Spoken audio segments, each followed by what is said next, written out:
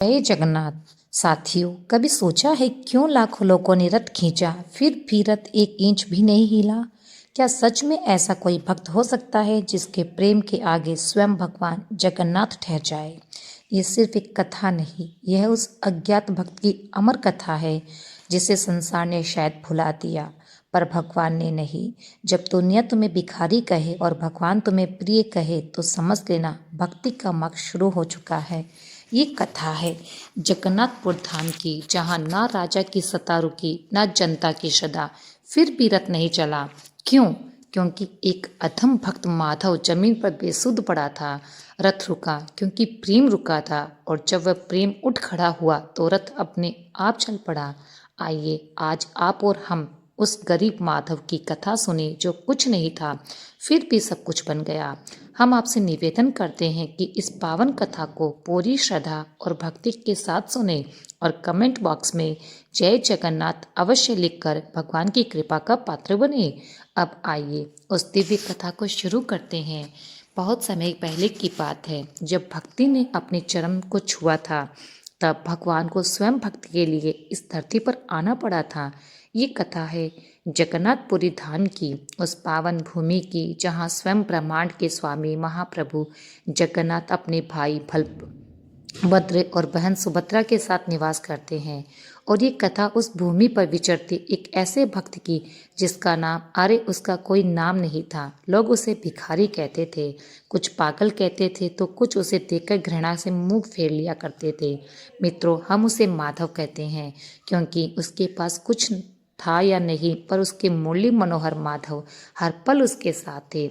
माधव का शरीर कहना भी उस ढांचे का अपमान होगा।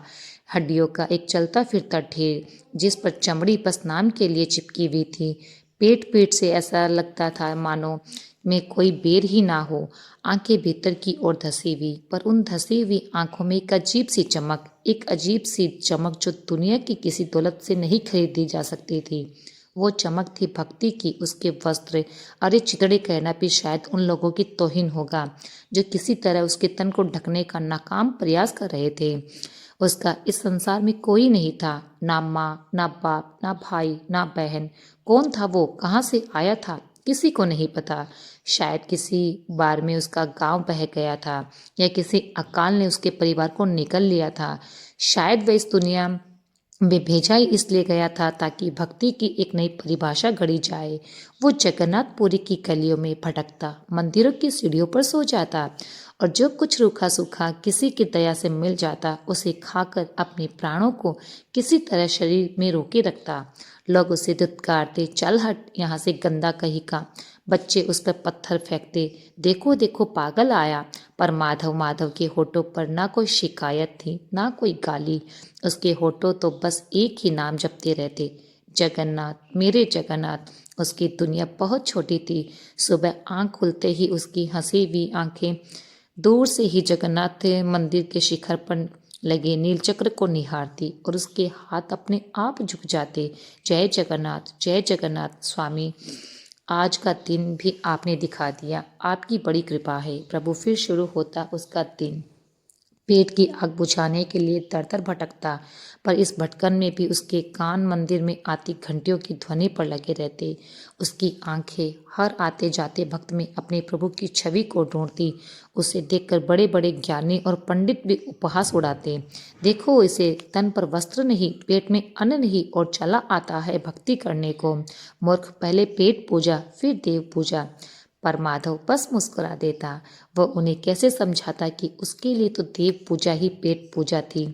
जगन्नाथ का नाम ही उसका अन्न था, उसका ध्यान ही उसका जल था।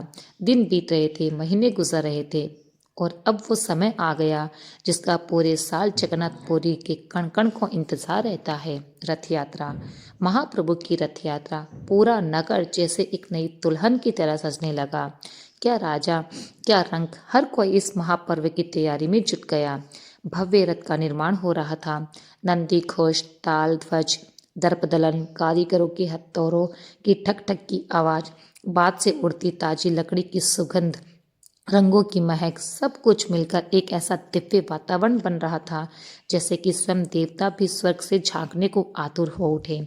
और माधव माधव ये सब अपनी धसी हुई आंखों से देखता। वह दूर एक कोने में बैठा रथों को तिल तिल तनता हुआ बनता हुआ देखता। जैसे जैसे रथों का आकार बढ़ता जाता वैसे वैसे उसके हृदय में एक इच्छा, एक कामना, एक ऐसी तीव्र अग्नि धधकने लगती जिसे शांत करना उसके बस में नहीं था।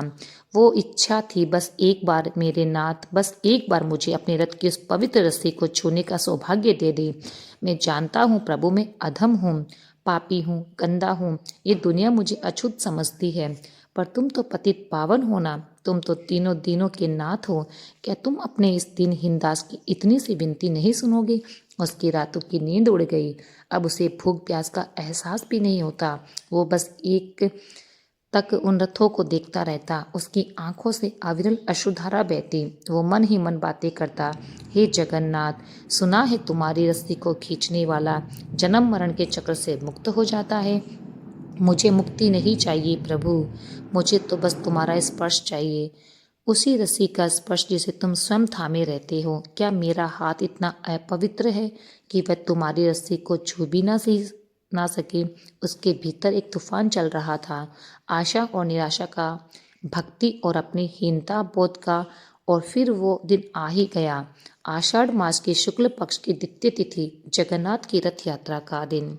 जगन्नाथपुरी की धरती पर आज तिल रखने की भी जगह नहीं थी। लाखों भक्त देश विदेश के कोने कोने से आए थे।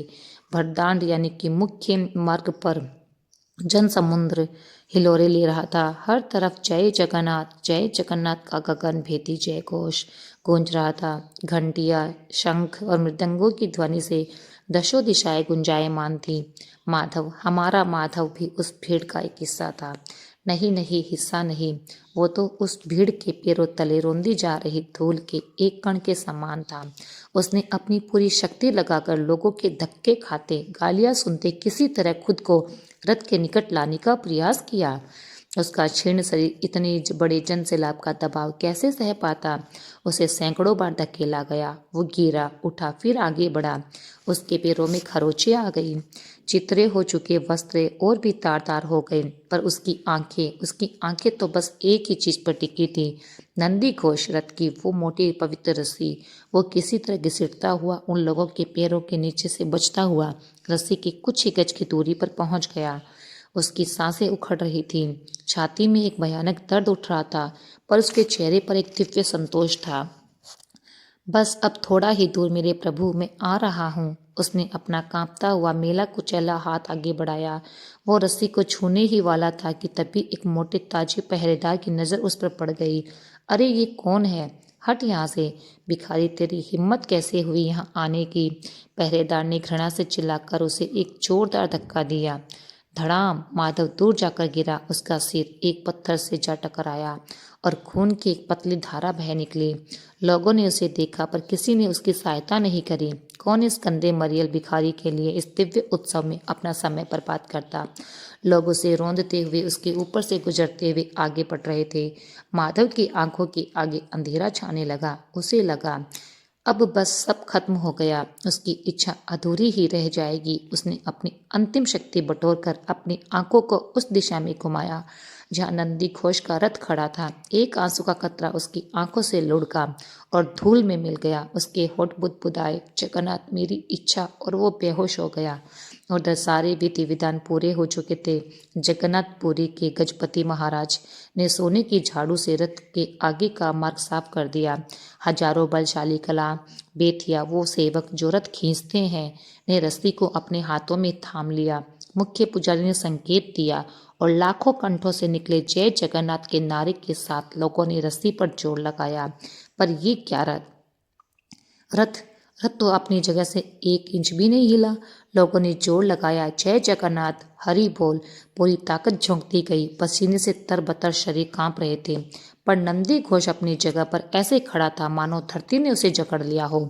आश्चर्य, घोर आश्चर्य, ऐसा तो कभी नहीं हुआ। घबराहट फैल गई।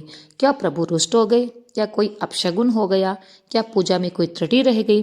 बड़े बड़े पंडित मंत्रोच्चार करने लगे। हाथियों को लाया गया ताकि वह रथ को धक्का दे सके, पर सब व्यर्थ। महाप्रभु का रथ टस से मस नहीं हुआ। समय बीतता जा रहा था। भक्तों का उत्साह चिंता में बदल गया। राजा चिंतित थे, पुजारी हताश थे। आखिर ब्रह्मांड का स्वामी आज क्यों रुक गया? ऐसी कौन सी भूल हो गई हमसे? तभी मंदिर के मुख्य पुजारी, जो वृद्ध और परम ज्ञानी थे, आंखें बंद करके प्रभु का ध्यान करने लगे। उन्होंने करबद्ध होकर प्रार्थना की, हे कलयुग के साक्षात अवतार, हे दीनानाथ, हमसे क्या भूल हुई? प्रभु कृपा करके मार्ग दिखाइए। आप क्यों रुष्ट है स्वामी? और तब उस वृद्ध पुजारी के अंतर्मन में एक दिव्य वाणी गूंजी। वो वाणी जगन्नाथ की ही थी, करुणा से भीगी, प्रेम में पगी हुई वाणी। हे मेरे प्रिय सेवक, मैं रुष्ट नहीं हूँ, मैं तो विवश हूँ, मैं तो प्रेम की डोरी से बंधा हूँ। मेरा एक परम भक्त, मेरा माधव, इस भीड़ में कहीं अपमानित होकर कुचला हुआ पड़ा है। उसके हृदय से निकल रहा संताप, उसकी भक्ति की पुकार मुझे आगे बढ़ने से रोक रही है। जब तक मेरे उस सच्चे भक्त का हाथ इस रस्सी को नहीं छुएगा, ये रथ एक इंच भी आगे नहीं बढ़ सकता। जाओ उसे ढूंढो, वो भूखा है, वो प्यासा है। दुनिया की नज़रों में वह अब कुछ नहीं है, पर मेरी नज़रों में आज वही सब कुछ है। जब तक वो नहीं आता मैं यहीं रुका रहूंगा, चाहे युग बीत जाए। वाणी शांत हो गई। पुजारी ने कांपते हुए अपनी आंखें खोली। उनकी आंखों में आंसू थे और चेहरे पर एक अविश्वसनीय चमक। उन्होंने कांपते हुए सर में कहा, और बाकी लोगों को प्रभु का संदेश सुनाया। प्रभु प्रभु अपने एक भक्त माधव के लिए रुके हैं, वह यहीं कहीं भीड़ में है, उसे अपमानित किया गया है। प्रभु ने आज्ञा दी है कि जब तक वह आकर इस रस्सी को स्पर्श नहीं करेगा वह रथ नहीं चलेगा। एक पल को तो सन्नाटा छा गया। क्या भगवान एक साधारण से भक्त के लिए लोगों को विश्वास नहीं हुआ? ये कैसा भक्त है जिसके लिए स्वयं महाप्रभु रुके हुए हैं? तुरंत खोज शुरू हुई। सैनिक, पुजारी, स्वयं सेवक सब उस माधव नाम के भक्त को खोजने के लिए भीड़ में द्वार पड़े। कोई माधव है क्या यहाँ? प्रभु जगन्नाथ उन्हें बुला रहे हैं। कहाँ हो माधव? घोषणा सुनकर लोग एक दूसरे का मुंह देखने लगे। कौन है ये भाग्यशाली माधव? खोजते खोजते कुछ लोगों की नजर उस कोने में पड़े खून से लथपथ बेहोश शरीर पर पड़ी। एक सेवक ने पास जाकर उसे हिलाया। अरे ये तो वही भिखारी है जिसे पहरेदार ने धक्का दिया था। मुख्य पुजारी द्वार पर जाकर वहां पहुंचे। उन्होंने माधव के चेहरे को देखा। उसकी धसी हुई आंखें, सूखे हुए होठ जिन पर अभी भी जगन्नाथ नाम अटका हुआ था, और वह समझ गया, हाँ यही है वो, यही है प्रभु का प्यारा भक्त। उसकी दीनहीन दशा देखकर पुजारी का हृदय रो पड़ा। हे प्रभु, तेरी लीला कितनी विचित्र है। जिसे हम पत्थर समझ रहे थे वह तो पारस निकला। उन्होंने माधव के चेहरे पर पानी के छींटे मारे। माधव ने धीरे धीरे आंखें खोली। अपने चारों ओर इतने लोगों को और स्वयं मुख्य पुजारी को झुका हुआ देखकर वो घबरा गया। उसे लगा कि शायद उसे यहाँ पर रहने के लिए भी दंड मिलने वाला है। वह हाथ जोड़कर क्षमा मांगने की कोशिश करने लगा, पर पुजारी ने उसके हाथ पकड़ लिए और अपनी आंखों से और गले से लगा लिया। माधव, तुम कहाँ थे? स्वयं प्रभु तुम्हारी प्रतीक्षा कर रहे हैं। उठो माधव, चलो, रथ की रस्सी तुम्हारा स्पर्श पाने के लिए व्याकुल है। माधव को अपने कानों पर विश्वास नहीं हुआ। क्या ये सब क्या हो रहा है? क्या मैं मरकर स्वर्ग आ गया हूँ या कोई सपना है? वो हकलाया, मैं तो अधम भिखारी हूँ। पुजारी रो पड़े। चुप रहो माधव, आज तुमने साबित कर दिया कि भक्ति किसी पद या धन की मोहताज नहीं। तुम भिखारी नहीं, तुम तो आज इस उत्सव के सबसे बड़े राजा हो। चलो। लोगों ने माधव का सहारा देकर उठाया। नहीं नहीं, उठाया नहीं, उसे अपने कंधों पर बिठा लिया। वही लोग जो कुछ देर पहले उसे देखकर नाक सिकोड़ रहे थे, आज उसके चरण धूलि लेने को आतुर थे। वही पहरेदार जिसने उसे धक्का दिया था अब उसके पैरों में गिरकर क्षमा याचना कर रहा था। एक अद्भुत दृश्य था वो। लाखों की भीड़ दो भागों में बंट गई और बीच में एक रास्ता बन गया। उस रास्ते पर लोगों के कंधों पर बैठकर माधव ऐसे आ रहा था जैसे कोई चक्रवर्ती सम्राट विजय यात्रा पर निकला हो। उसकी आंखों में आंसू थमने का नाम नहीं ले रहे थे, पर ये दुख के नहीं, परमानंद के आंसू थे। उसे नंदी घोष की रस्सी के पास लाया गया। लाखों आंखें उस एक क्षण को देखने के लिए एक सांस रोके खड़ी थी। मुख्य पुजारी ने कहा, स्पर्श करो माधव, प्रभु तुम्हारी प्रतीक्षा में है। माधव ने अपने कांपते हुए मेले हाथ को आगे बढ़ाया। उसकी उंगलियां, उसकी वो पतली सूखी कांपती हुई उंगलियां जैसे ही उस मोटी भव्य रस्सी को छुई, एक चमत्कार हुआ। घर घर एक दिव्य ध्वनि के साथ नंदी घोष का विशाल रथ अपने आप आगे चल पड़ा। बिना किसी के खींचे ऐसे चल पड़ा जैसे कोई माँ अपने खोए हुए बच्चे को देखकर उसकी ओर दौड़ पड़ती है। पूरा जन समुद्र जय जगन्नाथ, भक्त माधव की जय के जयकारों से गूंज उठा। आकाश से देवताओं ने पुष्प वर्षा करी। हर कोई उस अद्भुत, अकल्पनीय, अविश्वसनीय दृश्य को देखकर रो रहा था। भक्ति की ऐसी विजय किसी ने कभी नहीं देखी। माधव के ऊपर रथ पर विराजमान महाप्रभु की ओर देखा। उसे लगा जैसे जगन्नाथ की बड़ी बड़ी आंखों से स्नेह और करुणा की वर्षा हो रही हो। उसे लगा जैसे प्रभु मुस्कुरा रहे हो, आ गया तू माधव, मैं तेरी ही तो प्रतीक्षा कर रहा था। बस माधव को और कुछ नहीं चाहिए था। जीवन का परम लक्ष्य आज पूरा हो गया। जिस स्पर्श के लिए वह युगों से भटक रहा था, वह स्पर्श आज उसे मिल गया था। एक गहरी संतुष्टि के साथ उसके सीने से निकली सांस, उसका सिर धीरे से एक ओर लुढ़क गया और उसके प्राण पखेरु उस जंजर शरीर को छोड़कर सीधे महाप्रभु जगन्नाथ के श्री चरणों में जाकर विलीन हो गए। माधव का शरीर वहां पर पड़ा रहा, पर उसकी आत्मा उसके माधव में जा मिली थी। तो दोस्तों, ये कथा हमें सिखाती है कि भगवान जगन्नाथ को वो किसी मंदिर की दीवारों में कैद नहीं, वो आपके धन दौलत, आपकी सुंदरता, आपके पद या आपके ज्ञान को नहीं देखते। वो तो बस एक चीज के भूखे हैं, और वो है आपके हृदय से निकली एक सच्ची पुकार, आपकी भक्ति। माधव के पास दुनिया का कुछ भी नहीं था, ना घर, ना पैसा, ना सम्मान, पर उसके पास वो सबसे कीमती चीज थी जिसे दुनिया की कोई दौलत नहीं खरीद सकती। निश्चल निस्वार्थ भक्ति, और उस भक्ति में इतनी शक्ति कि उसने ब्रह्मांड के स्वामी को भी अपने रथ से उतरकर बीच रास्ते पर रुकने के लिए विवश कर दिया। ये कहानी एक भरोसा है, एक विश्वास है कि आप चाहे किसी भी हाल में हो, कितने भी अकेले हो या टूटे हुए ही क्यों ना हो, अगर आपके दिल में सच्ची श्रद्धा है तो आपकी आवाज़ सीधे प्रभु तक पहुंचती है। समाज आपको ठुकरा सकता है, दुनिया आपका अपमान कर सकती है, पर वह जो सबका स्वामी है, वह हमेशा अपनी बाहें फैलाए आपकी प्रतीक्षा कर रहा है। इसीलिए जीवन में जब भी निराशा घेर ले तो माधव को याद करना और पूरे दिल से अपने ईश्वर को पुकारना, क्योंकि भक्ति की शक्ति के आगे इस दुनिया में कुछ भी असंभव नहीं। जगन्नाथ रथ यात्रा की इस कथा के इस वीडियो पर यहीं पर समापन होती है। हमारी कामना है कि आपके जीवन में शांति और सुख बना रहे और एकता का संदेश हमेशा आपके दोस्तों तक पहुँचे। मित्रों, वीडियो देखने के लिए आपका हृदय से धन्यवाद। ये विशेष दिन हमारे जीवन में सकारात्मक ऊर्जा और भक्ति का संचार करता है। कृपया अपने विचार कमेंट में साझा करें और जय जगन्नाथ लिखना बिल्कुल भी ना भूलें। आपका हर एक कमेंट हमें प्रेरित करता है। तो फिर मिलते हैं। जय जगन्नाथ।